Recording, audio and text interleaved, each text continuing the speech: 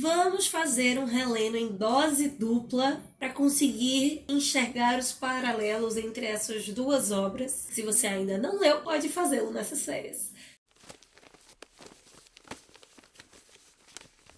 O que temos para hoje, Sanches e Dulcinéias? Eu sou a Larissa Bertolino, você está no canal Uma Garota Quixotesca, onde nós sempre tratamos de personagens, temáticas, livros e outras coisas que englobem, que envolvam, que tenham alguma relação com Dom Quixote de La Mancha. E mais especificamente, você se encontra no quadro Relento, onde nós reapresentamos textos que já apareceram por aqui, mas que, por falta de qualidade visual, do áudio, precisam de um novo vídeo. Só que no caso de hoje, além de serem 2 livros no mesmo vídeo, no mesmo comentário, não é por falta de qualidade. Eu estava muito satisfeita com as resenhas lançadas no ano passado sobre Dom Juan Tenório e sobre El Burlador de Sevilla. Só que nesse ano de 2023 nós estamos fazendo uma viagem pela história da literatura espanhola. Nesse mês de junho nós chegamos finalmente ao romantismo espanhol, um dos melhores do período. Para a gente entender um pouco melhor esse movimento artístico, como ele se desenvolveu na Espanha, nós vamos rever essas 2 obras. Então, para começar, eu já queria te lançar uma seguinte pergunta. Qual é o melhor Dom Juan da literatura espanhola? O do Quevedo? Do Zorrilla? Do Molina? Por que esse personagem é tão retratado e tão icônico para a literatura espanhola? Nós tivemos uma resenha recente, do ano passado, sobre o Dom Juan do Zorrilla e sobre o Dom Juan do Molina. Neste ano fizemos a JLC sobre El Buscón, que seria o Dom Juan do Quevedo, que você pode acompanhar clicando nas informações aqui acima. Existe uma outra infinidade de Dom Juans. Junto com o Dom Quixote, o Dom Juan seria um personagem mito do individualismo moderno na Espanha e em todo o Ocidente. E por ser um ícone do individualismo e ser um personagem extremamente barroco, ele é retomado com muita propriedade e força pelos românticos. Já te digo então que depois dos Estudantes de Salamanca desse vídeo, na quarta-feira eu te espero aqui para nós analisarmos a figura Dom Juan em toda a literatura espanhola, tentar analisar esse mito. Hoje nós vamos focar nos livros, nas obras. Na quarta-feira a gente foca então na figura do Dom Juan em todas as artes e na cultura da Espanha, ok? E além de literatura, nós vamos fazer um exercício hoje aqui de literatura comparada, traçando paralelismos entre o Dom Juan Tenório e El Burlador de Sevilla.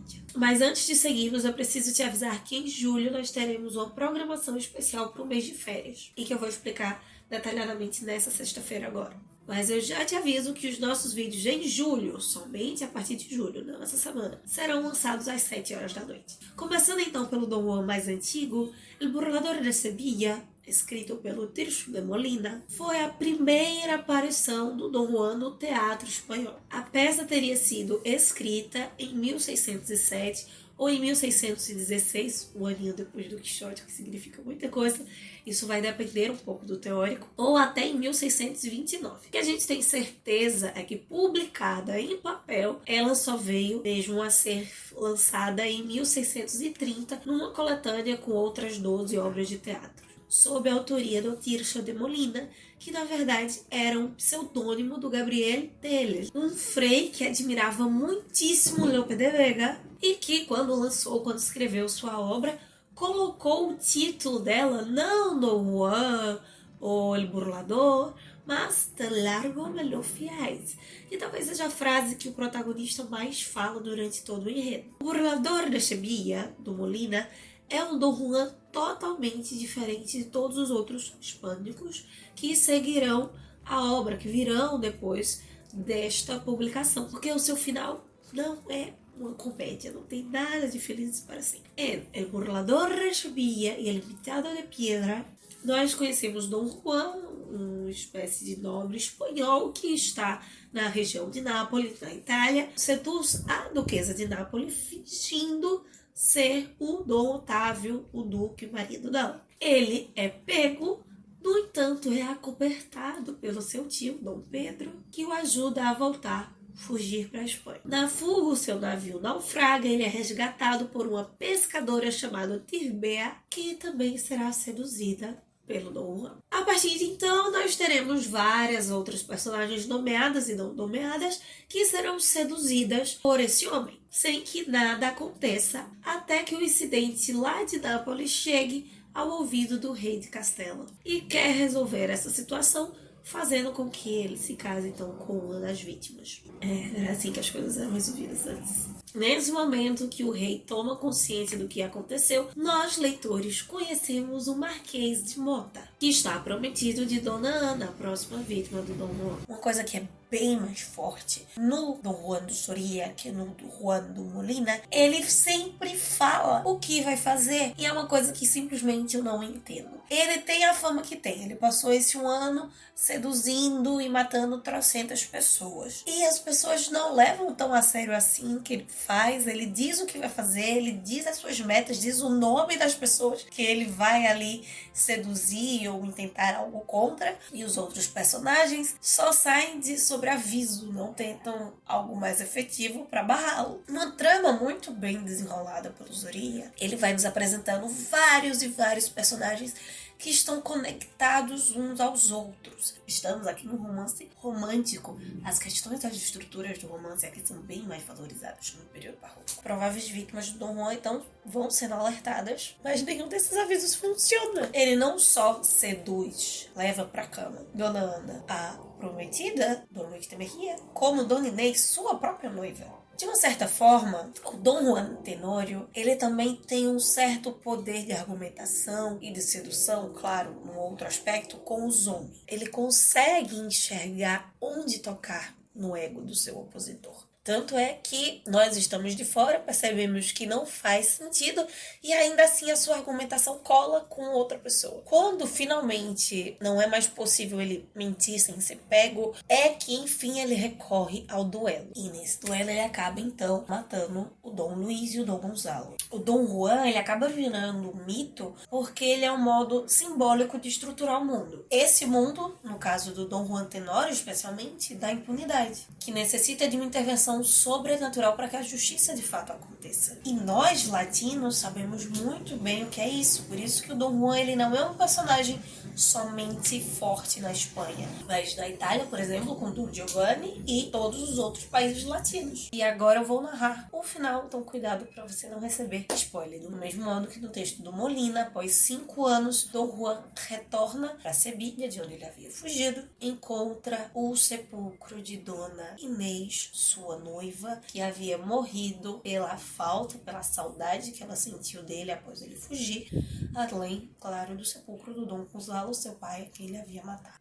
Todas essas andanças do Juan Tenório, fica muito evidente que tudo que ele toca se desmorona, se desintegra, morre, acaba, até finalmente chegar ao período do seu castigo. E nesse momento, além da Comunidade de Pedra, ela é mais detalhada, bate mais com os detalhes que nós encontramos da tradição oral, porque 2 amigos o convidam para jantar e no segundo dia, então, é que ele, de forma jocosa, convida o espírito, o fantasma do Dom Gonzalo também para jantar. Somente no dia seguinte é que o espírito do ex-sogro aparece para levá-lo ao inferno. Nas culturas primitivas, e com primitivos eu quero dizer os primórdios, a antiguidade clássica, os heróis são mentirosos, eles enganam para conseguir suas conquistas, desonestos. Isso a gente encontra muito claro no Heitor, no Ulisses, no Odisseu. O Ioannis deixa vários exemplos tratando sobre isso, em mais de um livro seu, inclusive. Mas, como a modernidade ela vem a reboque do cristianismo, da força da Igreja Católica, esses heróis vêm com a valorização da honestidade, das virtudes. Mesmo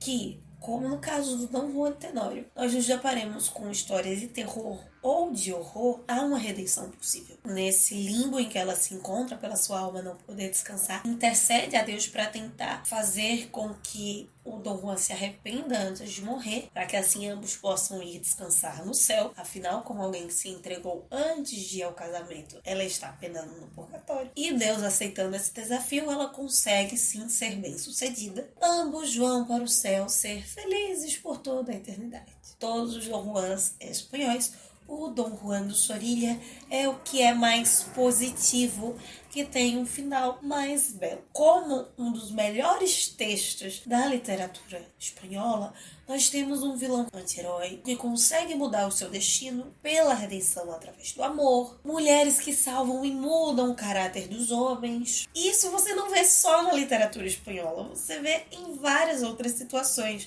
Mas exatamente é por isso que o Dom Juan ele é considerado um mito, porque é uma estrutura que acaba sendo reproduzida em vários outros momentos. Ambas as obras, seja do Molina, seja do Zorrilla, trabalham muito bem a lenda espanhola de que se você insulta ou não respeita os mortos, você será convidado a jantar com eles no inferno. Isso pode, no final das contas, te deixar louco, mudo ou até mesmo te matar. Além de desenvolver com complexidade de personagens o mito do Dom Juan. Porém, em Molina, o Dom Juan seria apenas uma lenda. Afinal, é a sua primeira aparição no teatro espanhol. No Zorrilla, ele vai além do aspecto de lenda, se alimentando até muito mais do Dom Juan do Buscón de Quevedo do que do Molina. Em quaisquer dos casos, encontramos uma sociedade machista, uma justiça impune, especialmente no Juan Tenório, alguém que vai em busca do seu desejo e não se preocupa nesse processo em estar em conflito com o seu próprio mundo. Uma característica da modernidade